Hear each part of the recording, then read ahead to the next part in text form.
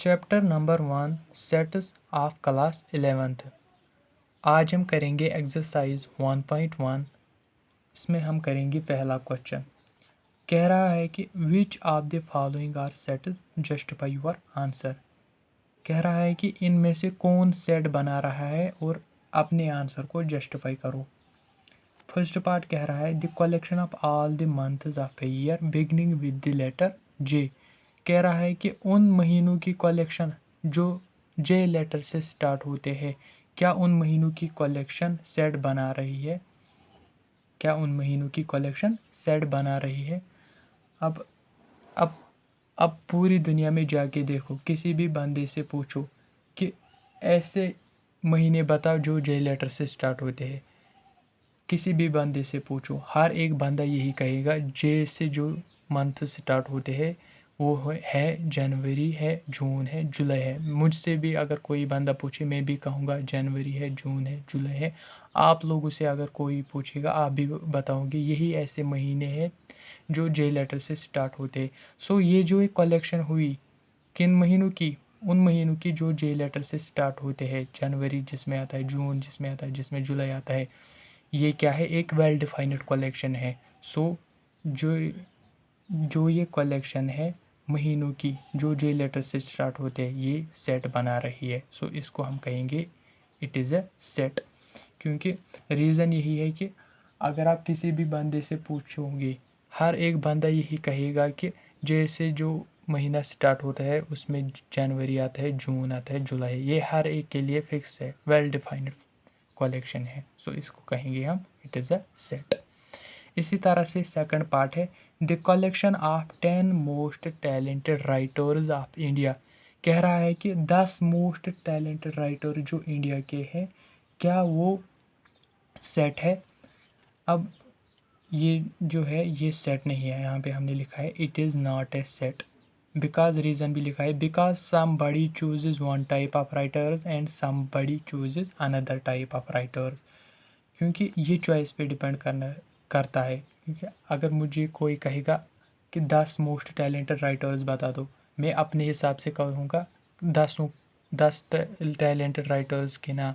किसी और बंदे से अगर पूछा जाएगा वो कहेगा कोई और 10। किसी और से अगर पूछा गया वो भी कहेगा कोई और 10। सो ये क्या है, ये वेल डिफाइंड कलेक्शन नहीं है। क्योंकि somebody chooses one type, somebody chooses another type. ये डिपेंड करता है चॉइस पे। हर एक बंदे की चॉइस सेम नहीं है, इसलिए हम कहेंगे it is not a set. Reason यहाँ पे लिखा है हमने। इसी तरह से है a team of 11 best cricket batsman of the world. इसी तरह से है third part a team of 11 best cricket batsman of the world.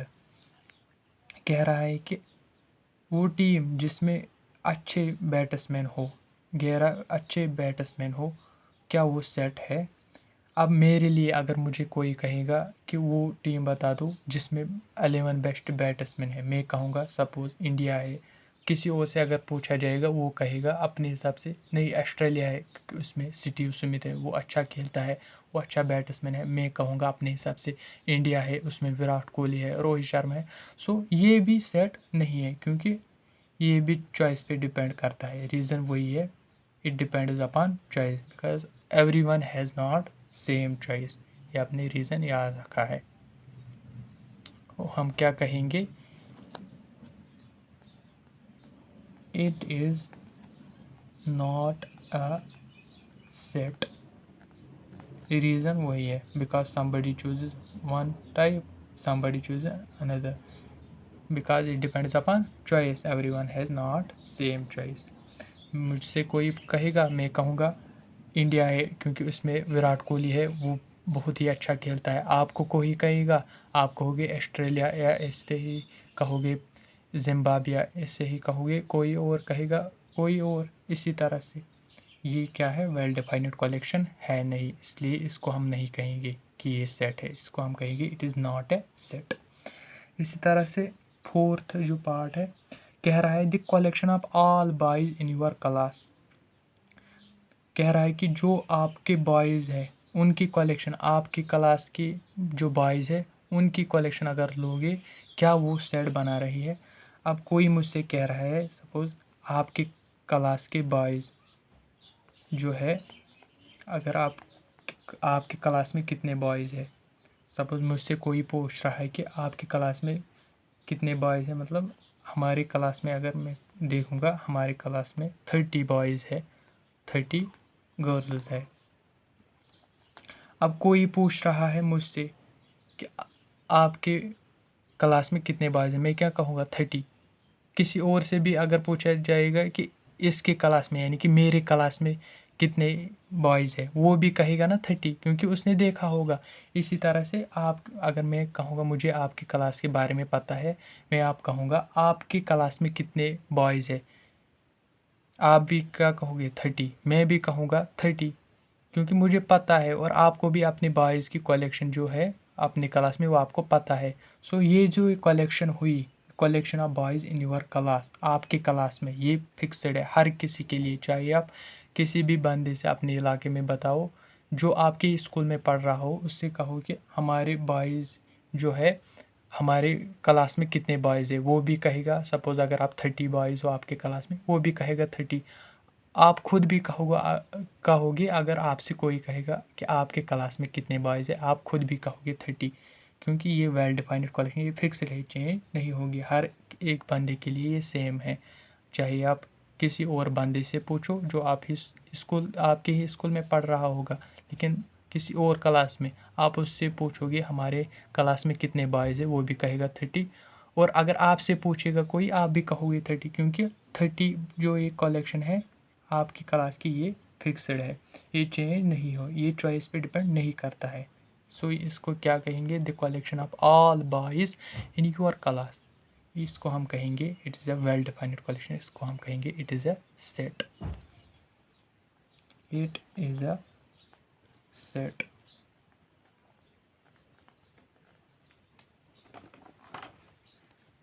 इसी तरह से रीज़न मैंने बताया। इसी तरह से the collection of all natural numbers less than 100, कह रहा है कि तमाम उन नेचुरल नंबर्स का कलेक्शन लो जो लेस देन 100 है। 100 से जो कम में नेचुरल नंबर्स है उनकी कलेक्शन अगर लेंगे, क्या वो सेट बना रही है। अब मैं कहूँगा आपसे कि ऐसे नेचुरल नंबर्स बता दो जो लेस देन 100 में आते हैं। आप एकदम कहोगे, आप एकदम कहोगे क्या कि 1 2 3 4 अप टू 100, ये जितने नंबर्स है ये नेचुरल नंबर्स है। मुझे कोई कहेगा, मैं भी कहूँगा 1 2 3 4, 100 के बगैर, 100 से कम में अप टू 99 में कहूँगा। आपसे कोई कहेगा, आप भी यही बताओगी, क्योंकि ये कलेक्शन जो है नेचुरल नंबर्स की जो लेस देन 100 है, ये एक वेल डिफाइंड है, हर किसी के लिए सेम है, ये चेंज नहीं होता। तो इसको भी हम कहेंगे इट इज़ ए सेट। इसी तरह से है सिक्स्थ इम्पॉर्टेंट पार्ट, कह रहा है कि a collection of novels written by the Munshi Premchand, कह रहा है कि उन नावल्स का कलेक्शन लो जो लिखी है मुंशी प्रेमचंद ने। क्या उनके जो नावल्स जो की कलेक्शन है, क्या वो सेट बनाती है, क्या वो सेट है। अब हर किसी बंदे से पूछो, कोई मुझसे पूछेगा कि बताओ मुंशी प्रेमचंद ने कौन सी नावल लिखी है, अगर मुझे पता ना हो या अगर मुझे सपोज़ पता है, सपोज़ उसने 5 लिखे हैं, अगर किसी और बंदे से पूछेंगे उसने भी उस मुंशी प्रेमचंद के बारे में सुना होगा, उसने कितने नावल्स लिखे हैं, वो भी यही 5 कहेगा। अगर किसी को मालूम ना हो, वो गूगल पे सर्च करेगा, किसी और पे जाके किताब पे देखेगा कि मुंशी प्रेमचंद ने कितने नावल लिखे हों। उसने फिक्स्ड नावल ही तो लिखे हो, उसने डिफरेंट टाइप, तो मतलब हर किसी के लिए तो सेम ही होगा ना, क्योंकि इसने जितने नावल्स लिखे होंगे वो पब्लिश किए गए होंगे। अगर किसी बंदे को पता नहीं, अगर किसी को पता है वो कहेगा, अगर किसी को पता नहीं वो गूगल पे जाके सर्च करेगा कि उसने इतने लिखे हैं। अगर किसी को मालूम है वो किताब पे जाके देखेगा, लेकिन क्या कहेगा, जितने इस मुंशी प्रेमचंद ने लिखे होंगे नावल्स वही कहेगा, उसके अलावा नहीं कहेगा। सो मेरे लिए भी सेम है, आपके लिए भी सेम है। इस कलेक्शन को क्या कहेंगे, इसको भी हम कहेंगे सेट, क्योंकि ये वेल डिफाइंड है। जितने भी नावल्स मुंशी प्रेमचंद ने लिखे होंगे वो सब के लिए सेम है। ठीक है ना, इट इज़ अ सेट। ये वेल डिफाइंड कलेक्शन है। किसी को भी आप जाके देखो, अगर किसी को पता नहीं, वो भी पहले सर्च करेगा गूगल पे, जाके देखेगा कि मुंशी प्रेमचंद ने कौन सी लिखी कि वहाँ पे क्या बताएगा, जो मुंशी गूगल वही बताएगा जो मुंशी प्रेमचंद ने लिखी होगी। अगर मुझे पता है मैं कहूँगा वही। इसी तरह से ये एक वेल डिफाइंड कलेक्शन जो हर एक के लिए क्या है, सेम वेल डिफाइंड है, फिक्स्ड है। सो इस कलेक्शन को भी हम कहेंगे इट इज़ अ सेट। इसी तरह से है the collection of all even integers. कह रहा है कि तमाम इवन इंटीजर्स का कलेक्शन अगर आप लोगे, क्या वो सेट बना रहे। Collection of all even integers, अगर हम इवन इंटीजर्स की कलेक्शन लेंगे उसमें कौन कौन आएगा। ऑल इवन इंटीजर्स की अगर हम कलेक्शन लेंगे ना, उसमें आएगा इंटीजर्स में 2 भी आएगा। ऐसे अगर हम देखेंगे 4 आएगा, 6 आएगा। इंटीजर्स में, इवन इंटीजर्स में अगर हम देखेंगे 8 आएगा, सो ऑन चल दे ऐसे ही। इसी तरह से 0 माइनस जो 2 है, इसी तरह से -4, इस तरह से -6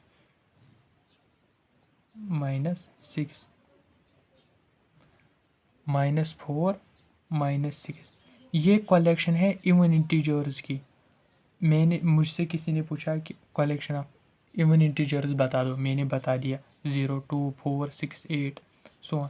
इसी तरह से 2 4 6 -2 -4 ऐसे ही। ये क्या है, ये है कलेक्शन इवन इंटीजर्स की। ये कलेक्शन इवन इंटीजर्स की। मुझसे किसी ने पूछा, मैं भी यही कहूँगा। आपसे कोई और पूछेगा, आप भी यही कहोगे, क्योंकि ये सेम है हर किसी के लिए।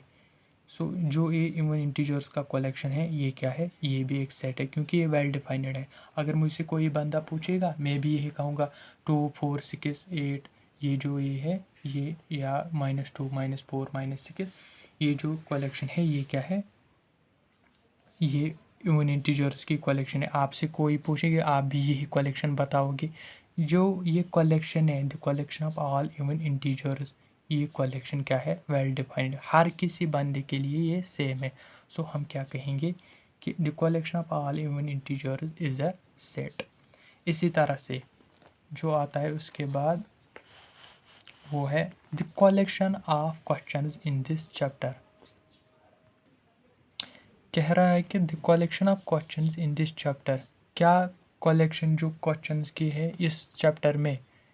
देखिए अगर आप देखोगे इस चैप्टर में जो कलेक्शन है क्वेश्चनों की, क्या वो सेट बनाती है। अब हर किसी बंदे से पूछो आपके क्लास में, उससे पूछो कि इस चैप्टर में कितने क्वेश्चन है, वो गिनेगा। सपोज अगर 30 आएंगे पूरे में, इसमें अगर हम देखें इस एक्सरसाइज में अगर आप देखोगे अपनी बुक पे 6 है। इसी तरह से बाकी एक्सरसाइज को भी वो गिनेंगे, टोटल कितने क्वेश्चन आएगा हर बंदा सेम बताएगा, क्योंकि सारे काउंट करेंगे वो टोटल में कितने आएंगे, हर एक बंदा वही बताएगा, हर एक के लिए वो सेम आएगा। इसीलिए हम कहेंगे the collection of question in this chapter, इस चैप्टर में जो कलेक्शन है क्वेश्चनों की, वो एक क्या है, फिक्स्ड है, वेल डिफाइंड है। हर किसी बंदे से जाके पूछो, वो जाके गिनती करेगा, जितने क्वेश्चन आएगा वो बताएगा, वो हर एक के लिए सेम आएगी। वो कलेक्शन जो है वो गिनती हर एक के लिए सेम आएगी, किसी और के लिए डिफरेंट नहीं आएगी, क्योंकि हर एक के मैथ्स के पास जो क्वेश्चन होंगे मैथ्स में वो सेम ही होंगे। इसीलिए जो कलेक्शन है क्वेश्चन इन दिस चैप्टर वो क्या है, वो वेल डिफाइंड है, क्योंकि हर एक बंदे के लिए वो सेम है, डिफरेंट नहीं है। कोई एक बंदा नहीं कह सकता है कि इस चैप्टर में जो क्वेश्चन है वो 10 है और कोई एक कहेगा कि इसमें 11 है 12 है, नहीं, फिक्सड होंगे हर किसी में। सो ये क्या है, ये वेल डिफाइंड कलेक्शन है। The collection of question in this chapter is well defined. So इसको हम कहेंगे इट इज़ ए सेट। इसी तरह से कह रहा है कि the collection of most dangerous animals of the world. Most dangerous animal जो है दुनिया में, उनकी कलेक्शन क्या सेट है। अब मुझसे कोई पूछता है कि बहुत ख़तरनाक जानवरों के नाम बता दो जो ख़तरनाक है, मैं कहूँगा टाइगर है, लायन है। अब किसी और से पूछा जा रहा है, वो क्या कहेगा, वो कहेगा बियर है। नहीं, मुझे बियर सबसे ज़्यादा ख़तरनाक लगता है। किसी और से कहेंगे, वो कहेंगे लिजर्ड। किसी और से पूछेंगे, ऐसे ही डिफरेंट्स कहेंगे डिफरेंट को। सो हम क्या कहेंगे कि ये जो कलेक्शन है ये डिफरेंट है। ये जो मतलब ये जो कलेक्शन है ये नॉट वेल डिफाइंड है, ये वेल डिफाइंड नहीं है। तो हम क्या कहेंगे, ये जो कलेक्शन है मोस्ट डेंजरस एनिमल्स की ऑफ द वर्ल्ड, ये सेट नहीं है क्योंकि ये वेल डिफाइंड नहीं है। हर एक बंदे के लिए सेम नहीं। मुझसे कोई पूछेगा कि 10 ऐसे डेंजरस एनिमल्स का नाम बता दो जो डेंजरस है, मैं कहीं और कहूँगा। किसी और बंदे से पूछा जाएगा, वो कोई और 10 कहेगा, ऐसे ही। सो ये जो एक कलेक्शन है most dangerous animals of world, ये क्या है, वेल डिफाइंड नहीं है। सो इसको हम कहेंगे it is not a set, not a. Reason यही है कि जो चॉइस है वो डिफरेंट है।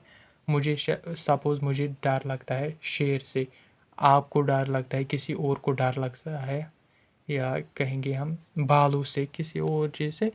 सो ये डिपेंड करता है अपॉन चॉइस। सो हम क्या कहेंगे, it is not a set.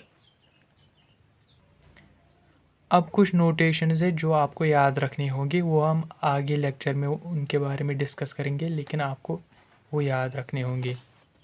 वो नोटेशंस आप याद रखोगे। उनमें से फर्स्ट है ऐसे नोटेशन। जब भी आप ऐसे देखोगे सी लिखा हुआ हो, बीच में ऐसे होगा, तो इसको हम कहेंगे बिलोंग्स टू। ये हम आगे वाले क्वेश्चनों में देखेंगे। फिलहाल आप याद रखोगे ये नोटेशन।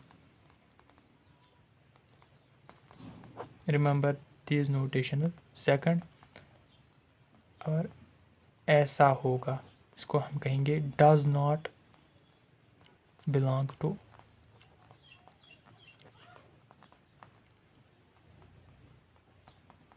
इसी तरह से थर्ड, ये याद रखना, देयर एग्जिस्ट्स कहते हैं। इसी तरह से फोर्थ, ऐसा अगर होगा,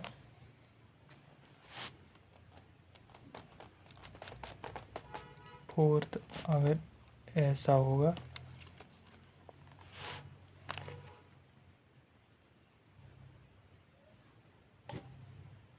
फोर्थ ऐसा, इसको कहते हैं हम फॉर ऑल। ये 4 नोटेशन आप याद रखोगे, आगे हम देखेंगे, आगे लेक्चर में इनको हम यूज़ करेंगे आगे लेक्चर में। आज के लेक्चर में हम इतना ही करेंगे।